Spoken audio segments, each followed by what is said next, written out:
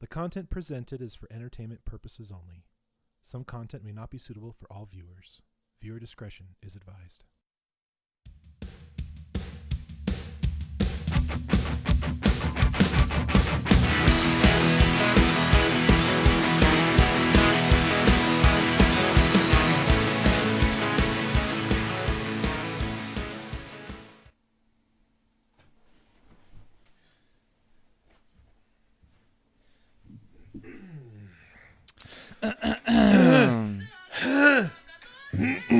And that's TikTok.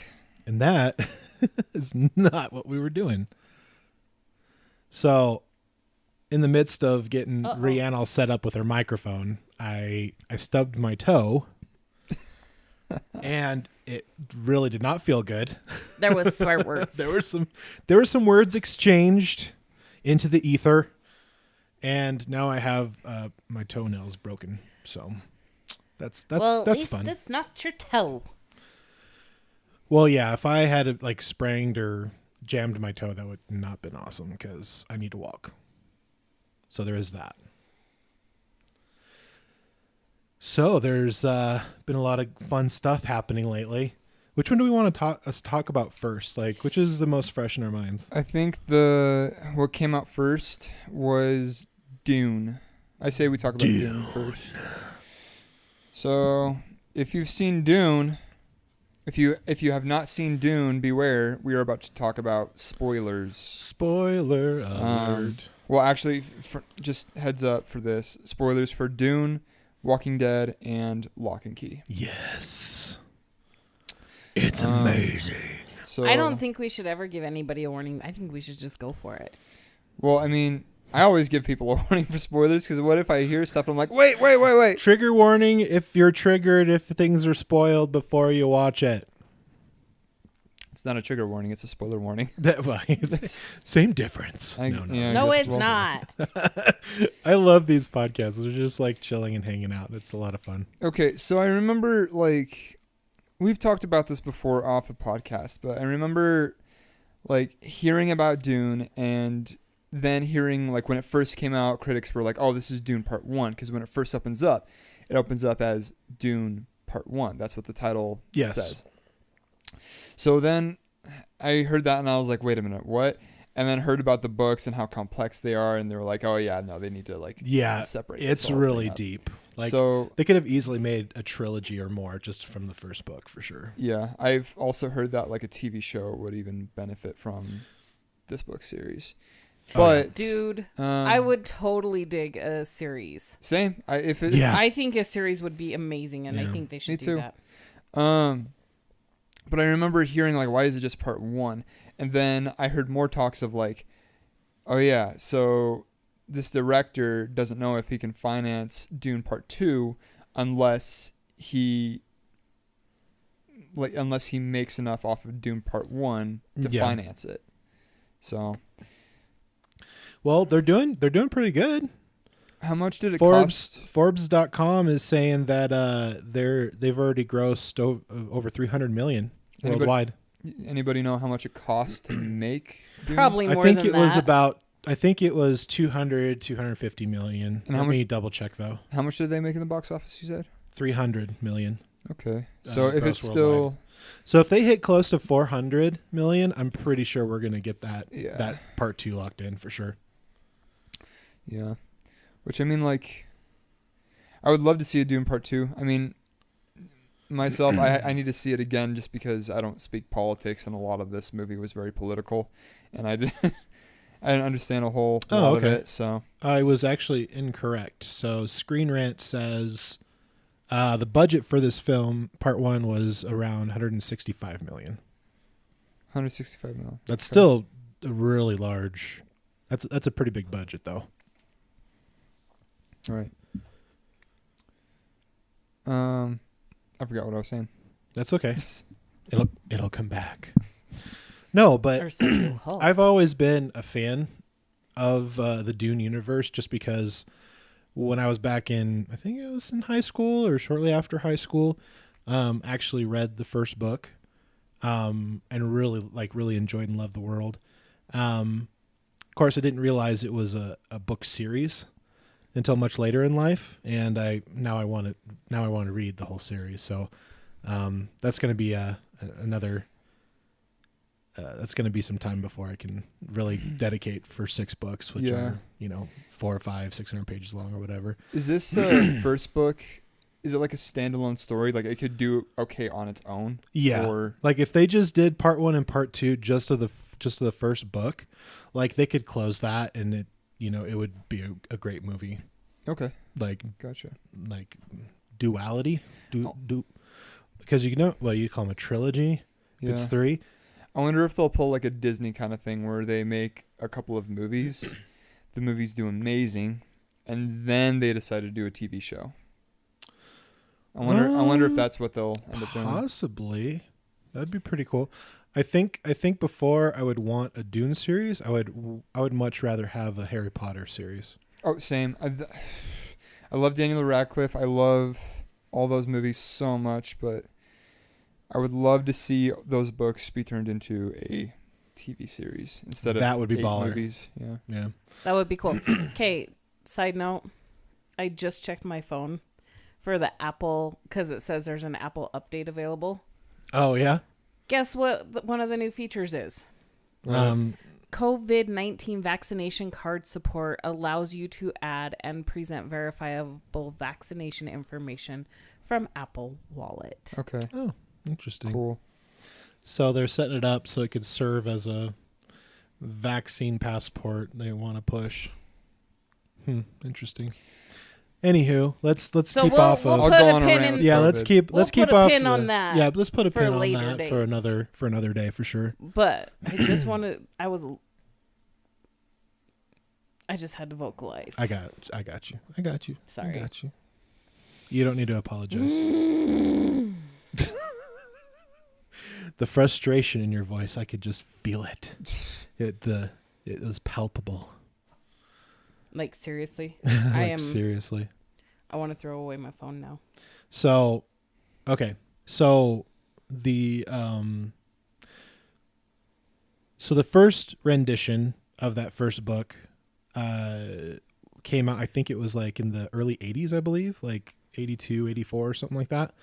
Had like Sting and Patrick Stewart in it. And that's actually what's spawned off into me actually reading the book. But what was really interesting is reflecting on the different scenes and stuff and the way that they did it differently. Now, there were some people that commented on my TikTok post about my quick review on it, because I gave it a 90 out of 100 because there was literally little to no things I could see or hear or feel after seeing the movie twice now, once in the theaters and once at home with the subtitles. And the only complaint that we had was some of the dialogue was kind of difficult to hear and understand. The sound mixing was... So the sound mixing for me was a bit off. But that's honestly the only thing I could really complain about. Yeah, my woman and I watched it at home with subtitles on. And even then, like... we didn't really pay a whole lot of attention, to be honest. So like, it's one of those movies you need to put your phone down and really watch and listen. Yeah, which it's one of those movies. I love those movies though. Like that's how I felt about Inception. Every single time I watch Inception now, I learn, like, I take something different away from that movie. I always, like, it doesn't matter if it's like the upteenth time that I've watched it, I always take something new away from that movie. But Dune. Yeah. Yes. Yeah. Like I suggested that today. I was like, yo, we should watch Dune again, but actually pay attention. Yeah. So. Yeah, like eat your dinner before you sit down, maybe get some like snacks or popcorn or something. Yeah. So that way, like, you don't have to be like, oh, I'm really hungry, I need to go actually make something. And like you miss like 5 or 10 minutes. You're just like, what's going on here? Yeah. We got to rewind this. Yeah. So, it's one of those films, like, for sure. The acting was really good. Oh my God. What a cast. What a cast. I mean, Jason Momoa, Oscar Isaac. Yep. Dave Bautista. Yep. The kid. Guy that played Thanos. Josh Brolin. Brolin, yes. God, God, what a cast, dude.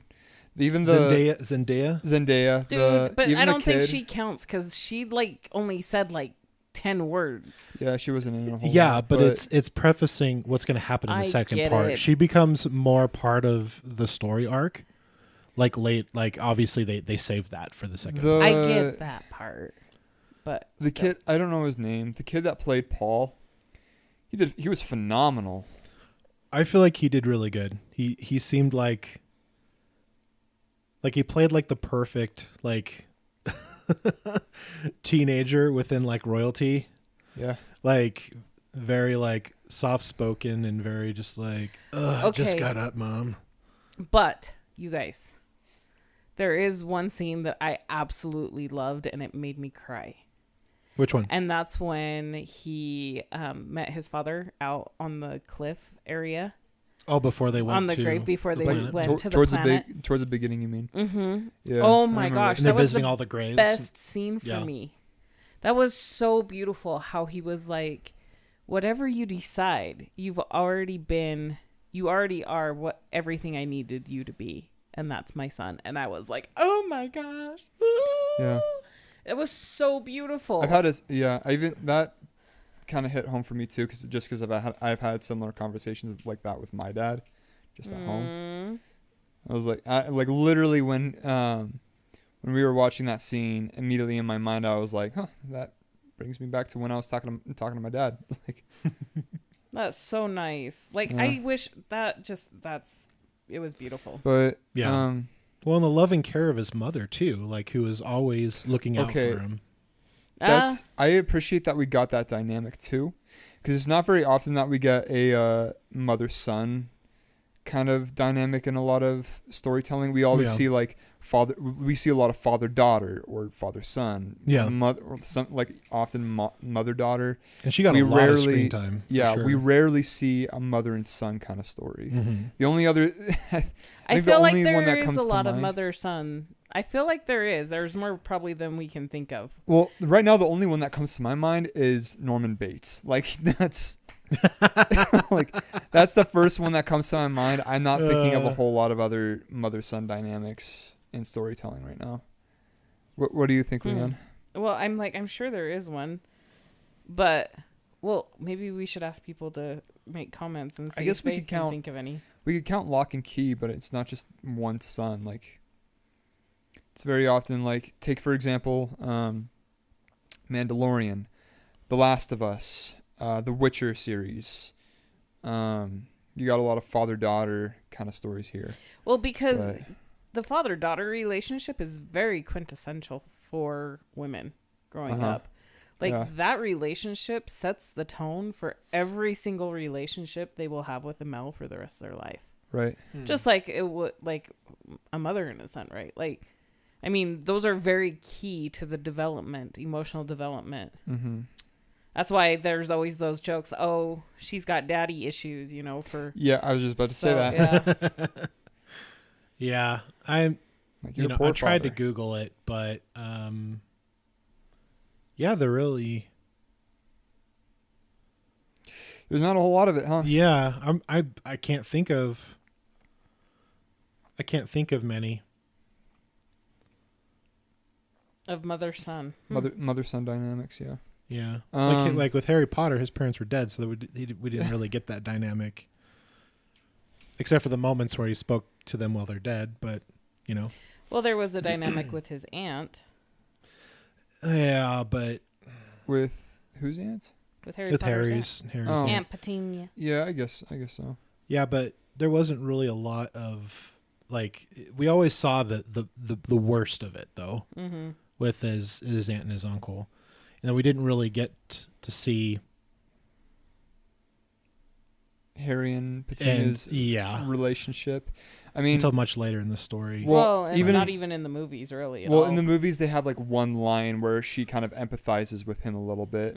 It's like literally, like not even a full scene. Like she says like one line to him, but in the books, it's like there's much more gravity to that. Right. Yeah, I mean, even in the book, the story I'm writing. Okay. Like, Oh, sorry. Go ahead, babe. I was going to say, like, the book that I'm writing, there is there's a little bit of the mother and the father, but the mother, unfortunately, passes away early in my story. And my main character's relationship with this father is very strained and very, because of that dynamic of not only him being his father, but also his, the leader of that organization. And so we really only get to see a little bit of that dynamic start to change before he kind of goes on his journey. Yeah. And then he has dreams of his mother and like the different instances where, his father taught him something or his mother taught him something. And, I can't believe I can't think of any. Maybe we need more of those, or I mean, like, I don't know. Yeah. So here's my thing though, because it was an interesting dynamic, but she watched over him very closely because she believed he was the prophet. So I don't know if she was doing it because of her religion or because she like. Okay, that's another dynamic that I really liked, was like the idea of there's this prophecy. But in this scenario, it wasn't just a prophecy. It was like they literally created and like have been trying to breed somebody to fulfill this prophecy. I can't speak. But you know what I mean, right? Like, instead of the whole like, oh yeah, like we have the chosen one. No, it's like they literally created the chosen one. Yeah, and that's a really interesting thing about the Bene Gesserit witches. They're basically the witches of this story. They're basically the clergy. They're the kind of the religion of the, like, they are basically the priests of. No,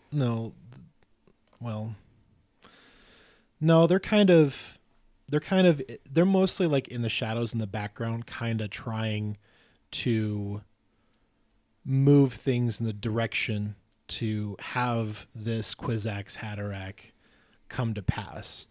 And the thing that was really interesting about it is every Bene Gesserit witch becomes a concubine of someone of noble blood. In this case, in the story, we have the Atreides, right? And what's really interesting is this dynamic too. You probably will talk about this a little bit more, Rianne, but they basically are told that they're only supposed to bear female children because they believe that the prophecy only is foreseen of a female being basically the savior of the universe. And so what's interesting is that, what's his father's name? Are you talking about Oscar Isaac? Yeah. I forget his name. Yeah, Paul's father, the character. No, I don't remember. It's escaping me right now. But anyways, so the Bene Gesserit witches, they plant the now mother and the Atreides together so that they could have this happen, but out of love came a male. And what's really interesting is that the Bene Gesserit like organization in this story believe that the only way that they're going to have that power is if they're female. You can tell That's the case. Yeah, that is the case. You can tell when they first meet Paul too, like when they like when the hand in the box scene, you can tell that she's really like she's resenting of him in a way. Oh, she's pissed. You can tell. Not only that he's a male, but also that he has the gift of the Bene Gesserit witches, which is the voice, foresight, prophecy, like basically seership. Yeah. Which is really interesting because they've never had a male with those abilities. He's the first. Is he really? I don't know if that's... Well, this is because I've read the books and I've watched the old version as well, so I kind of know a little bit more. And obviously, correct me if I am wrong, because I will admit if I'm wrong. So if you have any comments on Dune, leave your comments below. I think one of my favorite scenes that got me was when Duncan saved, like that ending scene where he just goes ham on all those soldiers. Yeah, and like Yeah, I really run through by a sword, pulls it out, and continues to fight. Yeah. Oh, that gave me goosebumps. I really thought that he was actually gonna somehow he was gonna make it. I was like, why would they kill off Jason Momoa? Like, that's such a. I knew he was gonna die. Why would they do that? I knew he was gonna die. Right, but then I was like, then they should have had him play a character that was at least in the second. No, he played a great Duncan. I loved his character. Very close friends of the Atreides family, and him and Paul always had this kind of brotherly kinship together. Yeah, so which is really cool. So what is his relationship to the Atreides family? Like who is he exactly? Just friends. He's just a part of the military army. Like he's not like a general or anything. He's just a very good dude. Just a good friend and like a surrogate big brother to Paul. Yeah, and he's the master at arms, so he teaches people their combat. Yeah. He was teaching Paul, mm-hmm. and because he left, that's when Josh Brolin's character was like, "All right, well, I'm gonna go much harder on you, so get ready for this." Yeah, it's because you can tell, like they, Oh, I love that when he's like, "I'm not in the mood," and he's like, "Who cares?" Yeah. He's like, "You think you're gonna be in the mood when you're out on the battlefield?" Right. Not in the mood. What? That's a great scene. It was almost over the top for me, but I was just like, no, that's the right amount of like inflection to be like, no, dude, like you need to be ready. Like when the time is upon you, you need to be ready, kind of a deal. Yeah, because he knew something. The intensity was important in that scene for me, anyways. Because at first I was like, what? Because you could also tell. I was like, no, that was right. You could also tell like when he said, "I'm not in the mood." Like you could tell like that hit. I'm forgetting all these names, man. I mean, I could look them up. Go for it. You want me to look them up? But you could tell that when he said that. Wow, voice crack. You could tell that when he said that, Josh Brolin's character immediately was like as pissed off as the rest of us. Like, oh my god, this kid. Like, he's kind of a whiny brat a little bit. Yeah, and you can tell he's just like, you know what? F this. I'm gonna go full ham on this kid, and tell him like, look, you're not in the mood. Cool. Well.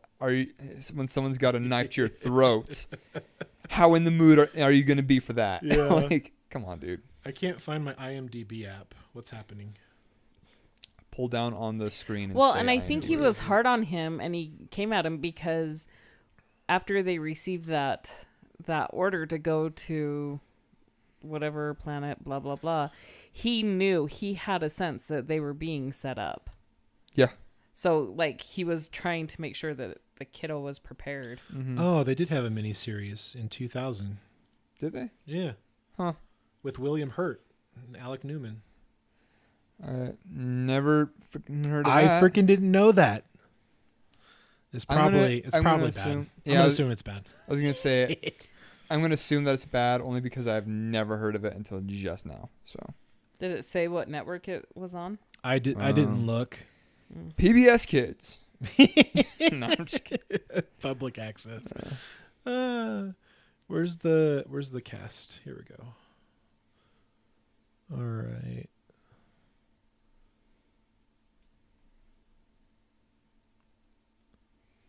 I don't know why it says Lady Jessica Atreides because they weren't technically married in the film. But actually, anyway. No. Actually, they refer to them as married and as.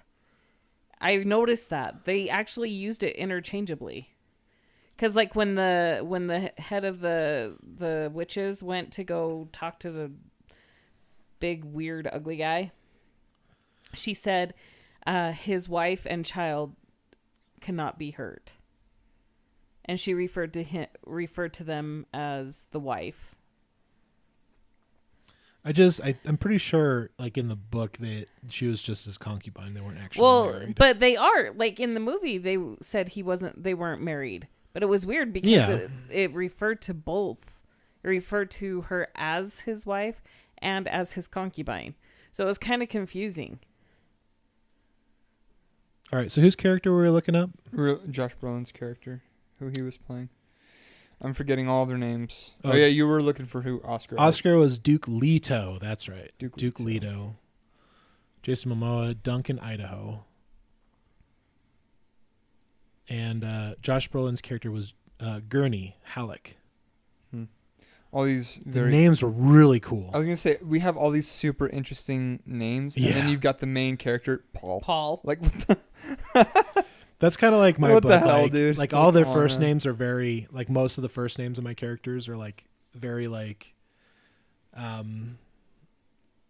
known names. And then like the last names are like mostly like hodgepodges and like made up and like interesting. Yeah. Just so that. Because people will relate more to a Paul than like a Margadoc. Yeah. Or something like, you know, weird. Think about like Game of Thrones. Like one of the main characters' names is John. Yeah. How plain can you get? Like plain white. Like yogurt with John, like for sure. Well, they had to simplify some of them because there were so many flipping names and storylines. So many story arcs, so many different groups of people. Like that world is huge, and it's very focused on those different groups of people. You know what other world is huge? This world? The Walking Dead. Oh yeah, Walking Dead. Are we done with Dune? Or absolutely? Yeah, we can. Are we done with Dune? We can move on. Well, any final thoughts on Dune? Those sandworms freak me the freak out. Okay, you know what freaked me out even more was the what are the desert people called? The Fremen? Fremen. The Fremen riding the worm at the end there. I was like, what in the actual spoiler alert? Well, we did give spoiler warnings at the end. Yeah. But I saw that and I was like, what in the actual F? Like, hold up. But it makes sense because it's desert power. Yeah. Like that was the whole reason that Duke Leto wanted to go there. Like he knew he was going there because he was commanded to, you know, by the Emperor of the Universe, right? But he wanted to But he knew that there was more there than just a spice. Yeah. Because I think he kind of knew that stuff was going to be like go to shit because, you know, the Harkonnens left everything in shambles, you know, and they could barely like produce any spice. But I think he had enough foresight to know that, oh, there's going to be more here than just a spice, dude. Yeah. Like he already knew. He was planning to do it with the people, like with the native people rather than enslave them or. Yeah. So he wanted to do it with them instead of rule over them kind of thing, which he knew would make it more productive. Oh, absolutely. But definitely I give it a 90 out of 100. Like, you know, watch it with subtitles so you can hear, especially if you have like hearing issues on different like frequencies and tones. Like me. Yeah, that'll definitely help out. Yeah, I can't think of anything else that I was like, no. Oh, the pacing was really good. Like it was very even, like throughout the whole film. It wasn't like, here's a lot of, you know, action, and then long drawn out. Like it really felt like it was like the flow was really good. Yeah.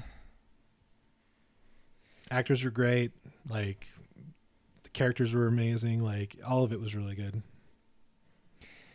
Yeah, I think everybody did an amazing job. Like I said earlier, what a cast, dude! Like, holy shit, everyone did amazing. Yeah, everyone was like, it was really beautiful to look at.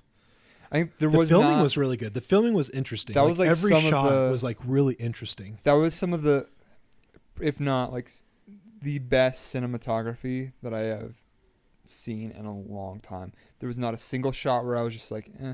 Like every single shot, I was like, that's a painting. Yeah. That's a wallpaper. Like, whoa. Okay. Music was really good too. Oh, the track. Yeah. Man. Very tribalistic, very, very interesting. Yeah. And you wouldn't think like it would actually go really well, but like, you know, the tribalistic music, like the drums and the voice calling, the Tongan like throat singing, like all that, like it still felt like it was part of the world, not like it was like out of place or anything. Right. But again, I'll be honest, I'm very biased. I love this movie. Yeah. So You definitely feel like with this movie, you're like, yeah, this is like a new modern kind of classic, like back in the day when we had Lord of the Rings coming out. Yeah, very definitely much. feel like Or like the that's- original Star Wars films. Well, at least Empire Strikes Back. Yeah. Like just really good storytelling, really good character development, great directing, great filmography, like just everything. Like I said, like 90% like just on point. Mm-hmm. And we haven't had that in quite a while, in my opinion. Yeah. That's it for me for Dune. I'm good. You have anything else to add, sweetie? No. Except that you love me. So Yeah. When was the last time you guys watched Walking Dead? We're actually all the way caught up through. Well, I am at least. You are. You watch it without me. Yeah. But that's okay, because I do not She like lost how interest. much.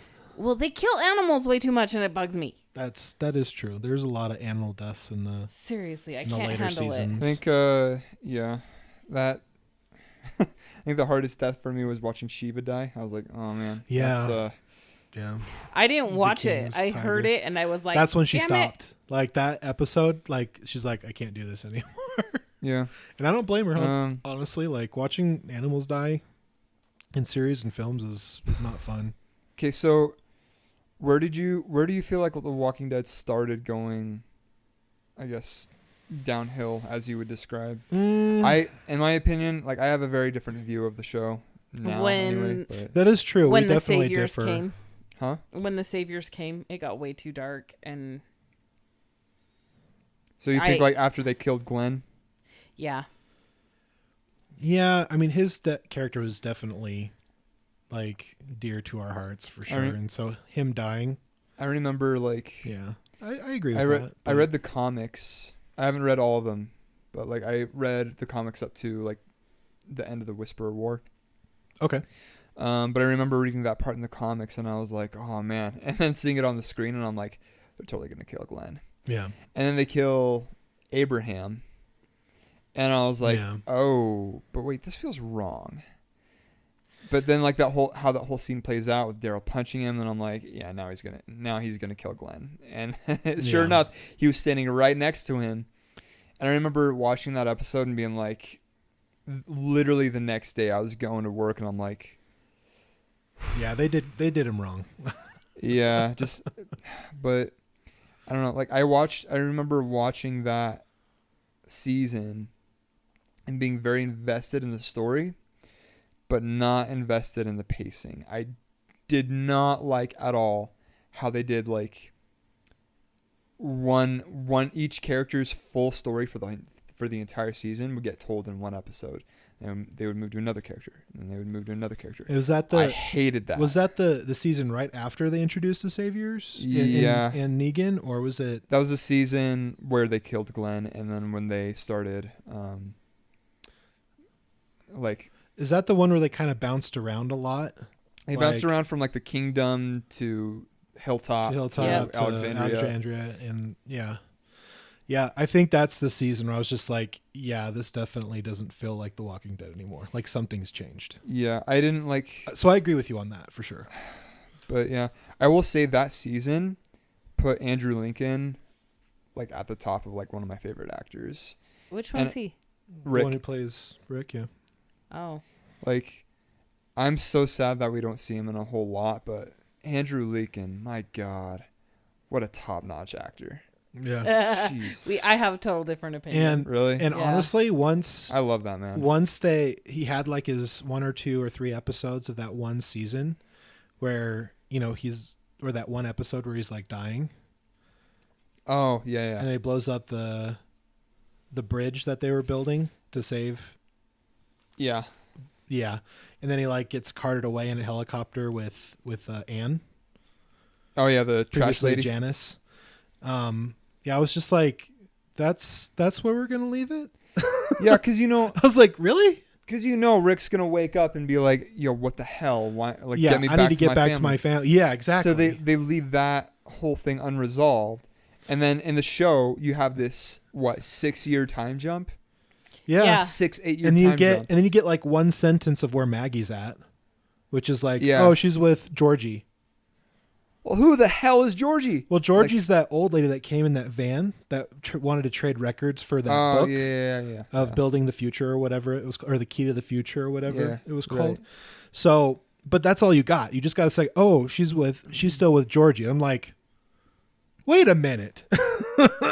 No, we're not going to explain what happened to any of these people. We're just going to move on with like some new story arc years later.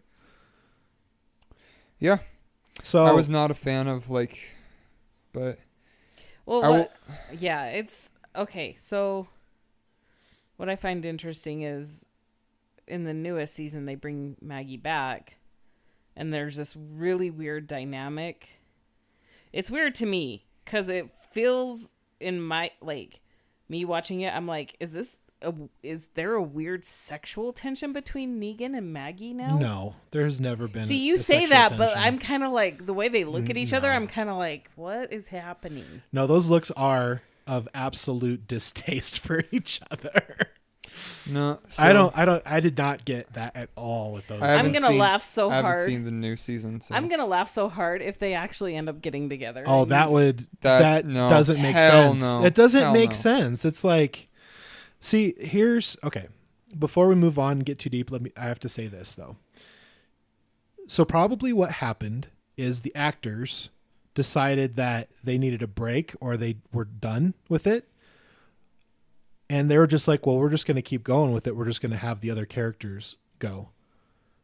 And what probably happened is after time went on, they realized they needed some more of the core characters back because, Carol and Daryl isn't holding water, in their character arcs. Mm-hmm. And so they probably threw a bunch of money at them to try to get them come back. And the only person that would come back is the person that was going to play Maggie. So here's what I think they should have done. Is when they came to him and said, hey, we're kind of done with this. Like, we need to move on, do other things or whatever. They should have been like, okay, we're going to give you a couple more $1 million. This is going to be the last season. We're going to write it as we're going to end it. Because keep them on for this season. This is the final season, isn't it? I don't know. It's the 11th season. I'm assuming because I don't think they can move on without. See, this is the problem because this is before your time. I don't know if you've seen Scrubs. No. So in Scrubs, somewhere in the last couple of seasons, Zach Braff, is done with it, and they send him off as a season finale. And so you don't see him for like 2 or 3 seasons after that, and it's just not the same without the main character that the story's built around. And for me, that kind of happened when Rick was written off, and very early in that season, like the first 2, 3, maybe I can't remember how many episodes in, wrote him out. Not hear anything from him again. You get like a little snippet from Michonne, and then she disappears.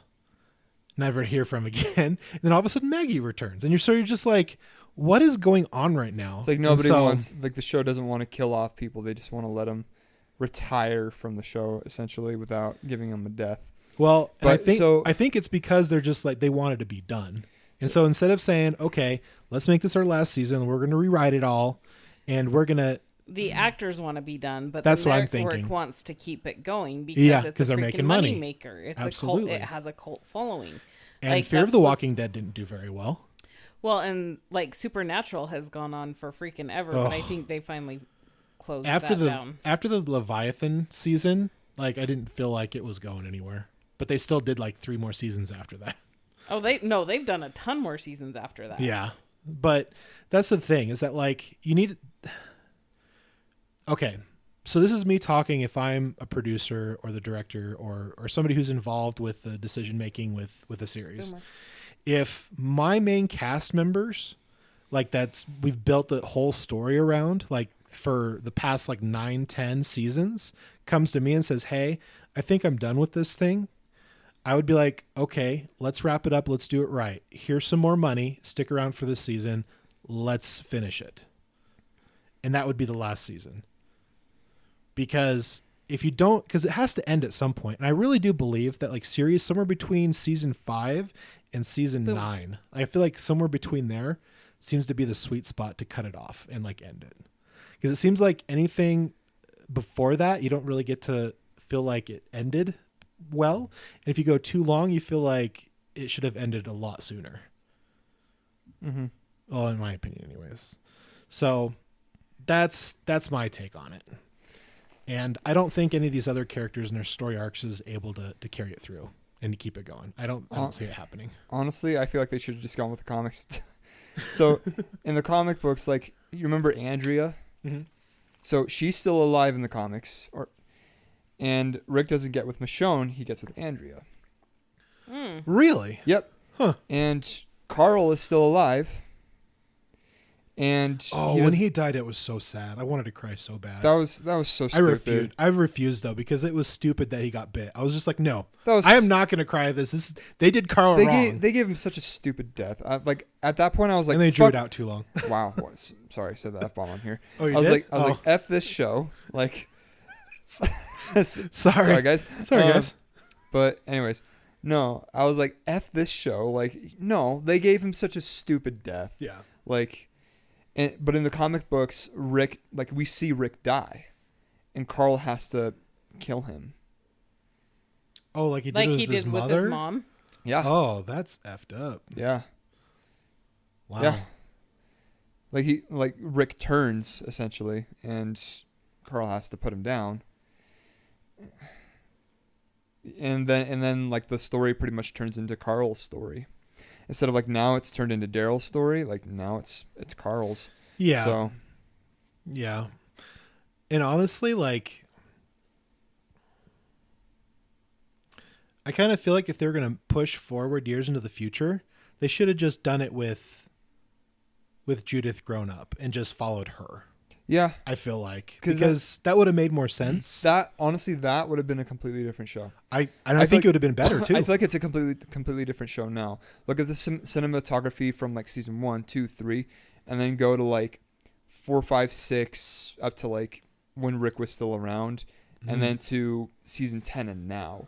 Yeah. The cinematography is so different. The writing is different too. You can tell that the writers have changed throughout the years. Mm-hmm. That's something I really feel you can't do with the series. You can't change writers. Yeah. Like if those guys are doing a bomb ass job and they're like, we'd like a bump. I'd be like, you're going to get that bump because our series is doing phenomenal. They did that with Lost. Remember Lost? Oh, Lost was such a dumb series. They didn't change the writer though. Yeah, they did. Yeah, they did. They changed their writers. Lost. So the first like 3 seasons, great. They're interesting. 4, 5, and 6, it was like, no. No. Like, honestly, I feel like they should have a loose idea of when they're going to end the series. Because honestly, they need to end it on a high note. They're like loosely following the comics. Oh, on Walking Dead? They're very loosely following the comics. I don't know how the comics end because I haven't finished them and I don't know like how much more left I have to read. I'm falling into the couch. Sorry, guys. But like, from what it sounds like and from what I've heard, like they're loosely following the story. Yeah. Well, even Daryl's character is a completely made up character. Like it's not even. Yeah, he wasn't in the comics. They actually I remember. But he's a great character. Norman Reedus actually went on to audition for Meryl. Yeah. But they liked Norman's performance so much that they created a character for him. So, I thought that was a smart move for sure. They saw a lot of potential in him, and they snatched that. And he turned into the audience's favorite character for years, for sure. So like that's why they have him going now. Yeah, for sure. Yeah, I think they should have loosely like okay, we're gonna do this. We're gonna do 9 seasons, and in season 9, all the main characters are gonna end up dying, and then the new generation is gonna rise up and take care of things, and that's where we're going to end it. Yeah, but they have to make that new generation like really. Like, you have to connect with that new generation. So far, the only I think with Judith, like the new being grown up and leading everything after Rick, I think that would made more sense. So far, the only like new characters that I genuinely love to watch are like Judith, Ezekiel, and Eugene.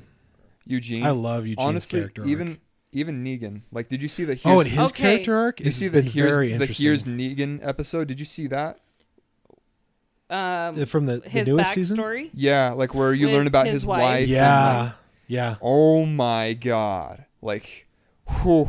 What a great backstory, right? He's one of the. Okay, I love when a story can do this, where like you can give me a character, make me absolutely despise them, and then tell me their story, and then give me a reason to like them. Yeah. Sons of Anarchy did that with Tig. Yep. Game of Thrones did that with Jaime. Yep. And even to Walking Dead did that with Negan. Yep. Yeah, I but agree. like you feel sorry for them at that. Oh yeah, for sure. But it's like you're so torn, and you're like, why don't they just trust him and all this stuff? But I wouldn't.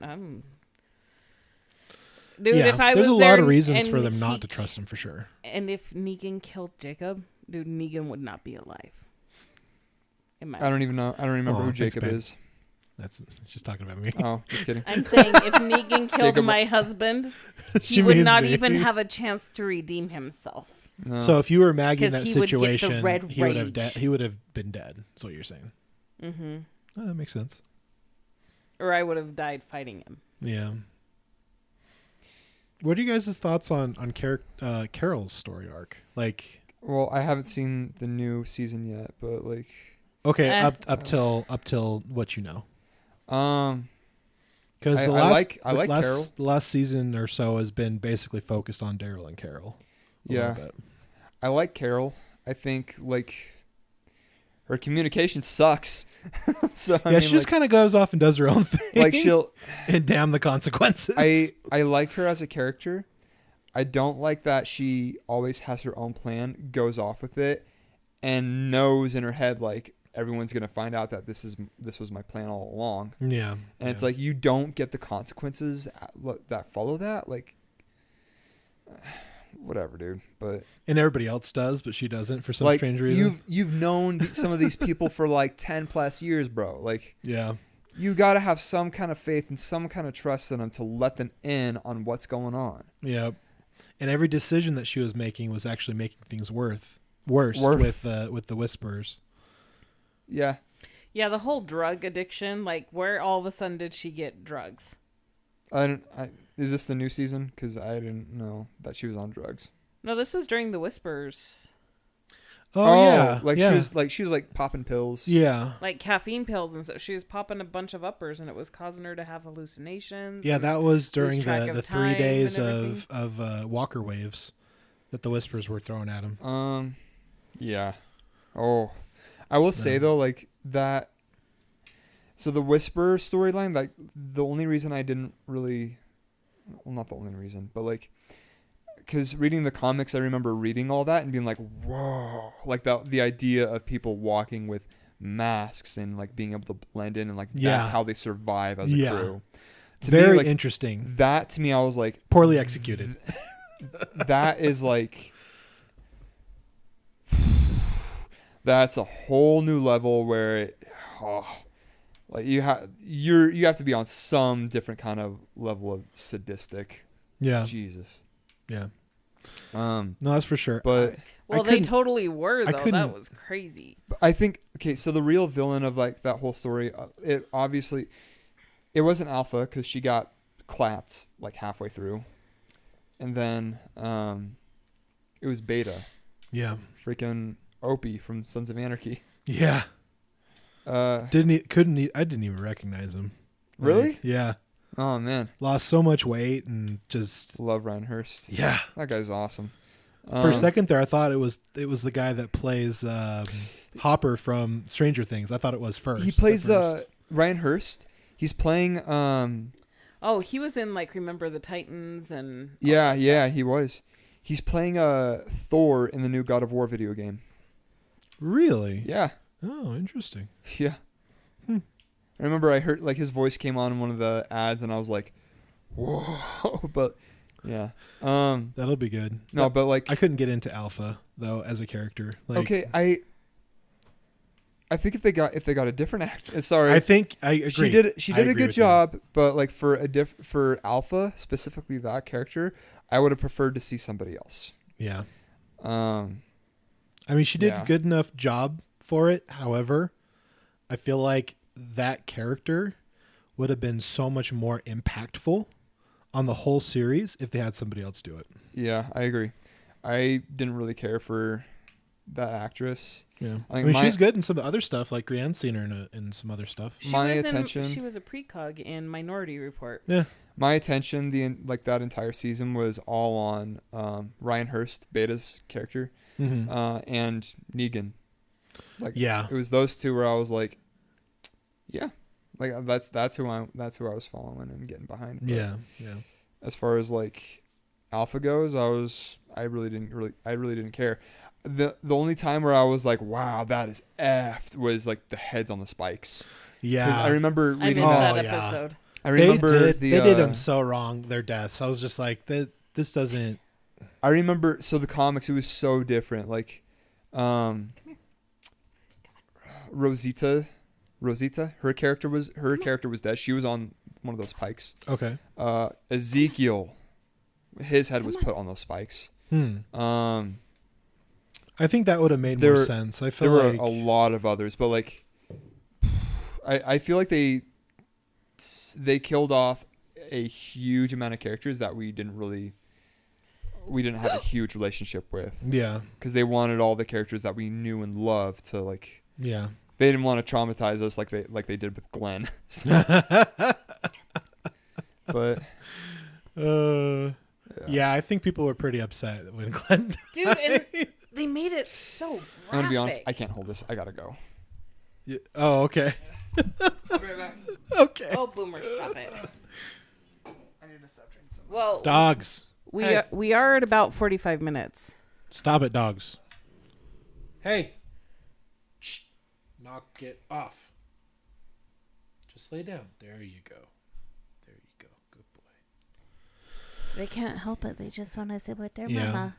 So we'll finish up on Unlock and Key here for a few minutes. Well, when Mr. Alakai comes back. But you're not caught up on Lock and Key. No, I'm not caught up, but oh yeah, it's true. I'm not caught up because there's a new season out, huh? Mm-hmm. Oh. Well, shoot. Okay, well let's finish up with The Walking Dead. Yeah, they killed off way too many characters like that we really wanted to see. Yeah, and the storytelling was much different. Like the way that the walkers worked, like seemed to change. Like somewhere around like between season 5 and season 7, it seemed like the walkers like were like the way that they functioned was different. And especially when like Negan came around, like the whole like using their blood to infect people, which gave them the sickness to the point where they died and then became a walker. Like that didn't make sense because like they're like putting like all like their guts and blood and stuff like many times, it seems like at least once a season, like they'll go through that. And it's like, okay, well then what if they have like a paper cut? They're screwed because apparently the virus is in their blood as well. And so if their blood gets into a wound, like you're going to die. Yeah. So it's like, yeah. So there was like a lot of inconsistent like writing stuff like that, which I didn't really care for. But yeah, I still stand by you should have just thrown a bunch of money at everybody and be like, this is going to be the last season. We're going to go big. And then we're all going to go home and happy and like end it like well. Honestly, I feel like they could have ended with the saviors. Yeah, like that story arc. That would have been an okay ending, because they were starting to introduce the lady with the windmill that gave him all the information. Mm-hmm. Georgie. Yeah, sorry, I forgot her name. Because they introduced her. I feel like that would have been like a good. Yes, like we're finally going to move on. Humanity is starting to come back. Yeah. Yeah. So when Robert Kirkman wrote the comics, his goal was to basically rebuild society. That was his goal. I would have liked that a lot if they had ended it like that. But I don't know if that's the show's end game, if that's where they're trying to go. But yeah, we'll see, I guess. Yeah. Did Starbuck jump down? He was on top of you. I know. But then he lay down. Anyway, never mind. No, I just see Boomer here. I'll be honest. I'm not up on Lock and Key. I don't know much of it, anything that's going on in the second season. Because he's been too busy watching The Walking Dead. Yeah, because I wanted to finish that. So Walking Dead, like overall, up till pretty much until like the end of the Savior's story arc, I think was good. I think everything after that's been kind of blah. So I think overall, like, because it is a very interesting story and I've liked the majority of it, I'll probably give it a 75, 80 out of 100, somewhere around there. I'd give it an 80. Yeah. Yeah. Like I haven't. Yeah, like I've known that this new season's been out. Usually when I know a new show is coming out, I'm sitting down to watch it every week. This time, like, I'm not really taking the time to.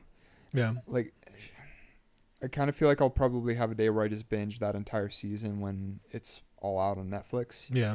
But it's out on Prime right now, the first half. I've tried watching it on Prime. It's not like it's not the same. Well, no, you have to buy each episode. We got a subscription through Prime. Mm-hmm. Yeah. Yeah, like I'm already paying for a bunch of other stuff. Yeah. I'm not gonna add AMC on there. Like, it's not worth it. Yeah, we honestly might as well Netflix. just get cable at this point because we're paying for everything else as if we had cable. Well, yeah, paying for all these subscriptions is pretty much the equivalent of if you were to pay for cable. Yeah. So yeah, for sure. Nobody buys cable anymore. Like, not anybody I know. Not anybody I know. Well, it's funny. The older people, like, I had somebody ask me, "You don't have TV?" And I go, "No, we don't have TV." Well, what do you watch? How do you watch football games? I'm like, we don't. I don't watch football. Yeah, we're one of those weird Americans that don't watch football. But I think there's a lot of people that don't watch football. But I think there's a good grip of people that do, though. I don't watch football. Yeah, like I would probably watch football once a year during Thanksgiving, when like my grandfather would want to watch the Super Bowl. I think that was like the only time I ever. The Super Bowl isn't at Thanksgiving. Or not was it, or is it Christmas? No. It's Super Bowl's at the end of January. Oh, well then what am I thinking of? Playoffs? They're just football games. It's football season, so they always play on like the Turkey Bowl or something. I don't know. They always play on Thanksgiving. Yeah, I was gonna say like it always seemed like we'd always have a game on at least they turn it on for a little bit so they could see the score. But yeah, I don't have too many people in my family that watch sports. My dad likes to put on football quite a bit, and whenever I go over to their house, I'm like, nope, I'm getting on my phone. But whenever my uncle puts on basketball, like sometimes I'll sit and watch because I'm just like, I don't know, I think basketball is probably the most interesting sport to watch. Mm-hmm.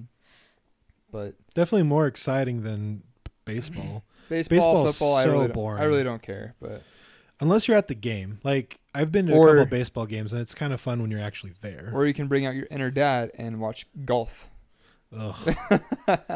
No, I think honestly, if I was gonna say gun to my head, pick a sport and that's what you're gonna watch for the rest of your life. Basketball for me.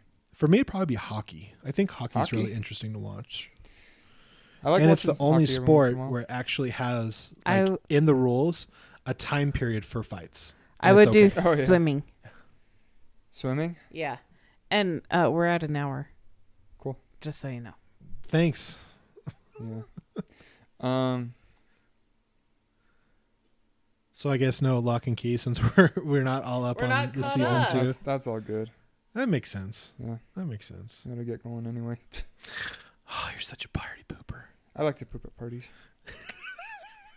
That's lovely. That's the one question I ask whenever I go to anybody else's house for a period of time. Where's your bathroom at? Anywho, bathroom humor is always fun. We can move on. We can move on. We can close our day. We're all tired, I'm sure. Yeah. Somebody kept me awake all night last night. So watching this dang TikTok, Jacob. and then sending them to me. Yeah, I'm phone not going doing off. that Ding, anymore. Ding, ding, ding, ding, ding. I'm not doing any of that anymore, man. Like I slipped into the darkness and now I need to get back out. Well, it's also daylight savings, so I mean. Well, that too. Like it seems like it's usually like a week or so after daylight savings time happens, everything just gets thrown off and then you have to get back into the rhythm again. And honestly, it's the only thing I've experienced like since we've moved to Utah. Like in Arizona, we didn't have to worry about that. We just let it ride. Mm-hmm. Don't have to worry about daylight savings time. But anywho, the best way to support us here at the Periodic Review podcast is to obviously subscribe, hit that damn bell so you don't miss a live show, which we do live every Tuesday and Thursday, 8 p.m. Mountain Standard Time. So definitely like, comment, share, all that fun stuff. And from our family to yours, good night. Night. And be better human beings. Okay, bye. Okay, bye-bye.